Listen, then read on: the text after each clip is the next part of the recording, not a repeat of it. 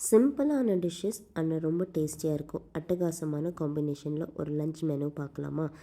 சௌச்சௌ பொரியல், சாதாரணமாக ஒரு நார்த் இந்தியன் ஸ்டைல் தால், ரைஸ், அதுக்கப்புறம் பிரேக்ஃபாஸ்ட்டுக்கு ராகி சேமியா. சௌச்சௌ பொரியலுக்கு ஒன்றும் இல்லை, சௌச்சௌ வந்து நல்லா கட் பண்ணி எடுத்து வச்சுக்கோங்க.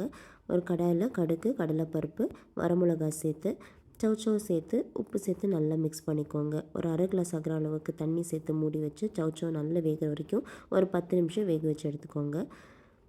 அதுக்கப்புறம் ராகி சேமியாவுக்கு ஊற வச்சுருக்க ராகி சேமியா வந்துட்டு இட்லி பாத்திரத்தில் இல்லை ஸ்டீமரில் வந்து நான் வேக வச்சு எடுத்துக்கோங்க.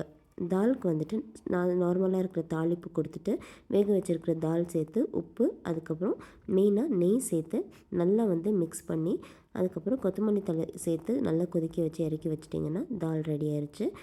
காய் நல்லா வெந்ததுக்கப்புறம் ஒரு கைப்பிடி ஆகிற அளவுக்கு தேங்காய் துருவல் சேர்த்து மிக்ஸ் பண்ணி எடுத்துட்டிங்கன்னா காயும் நல்லா ரெடி ஆயிடுச்சு. இந்த தாலுக்கு வந்துட்டு மெயினான ஒரு சீக்ரெட் இன்க்ரீடியண்ட் வந்துட்டு நெய் சேர்க்கணும். நெய் சேர்த்தா மட்டும்தான் டேஸ்ட் அட்டகாசமாக இருக்கும். கண்டிப்பாக நெய் சேர்க்காமல் இந்த தாலை செய்யாதீங்க, உங்களுக்கு ரொம்ப பிடிக்கும். நான் வந்து இன்றைக்கி வெறும் துவரம் பருப்பு தான் மட்டும்தான் எடுத்திருக்கேன். பட் நீங்கள் துவரம் பருப்பு ஹாஃப், மூங் தால் ஹாஃப் அப்படி கூட எடுத்துக்கலாம். அது ஒரு டேஸ்ட் நல்லா தான் இருக்கும். அது கொஞ்சம் டேஸ்ட் டிஃப்ரெண்ட்டாக இருக்கும். பட் டேஸ்ட் ரெண்டுக்குமே வந்துட்டு ஒரு சூப்பரான ஒரு டேஸ்ட்டு தான் நமக்கு கொடுக்கும். கண்டிப்பாக ட்ரை பண்ணி பாருங்கள். ராகி சேமியாவுக்கும் தேங்காய் துருவல் இருந்துச்சுன்னா சேர்த்துக்கோங்க. இதுதான் வந்துட்டு லஞ்ச் பாக்ஸ்.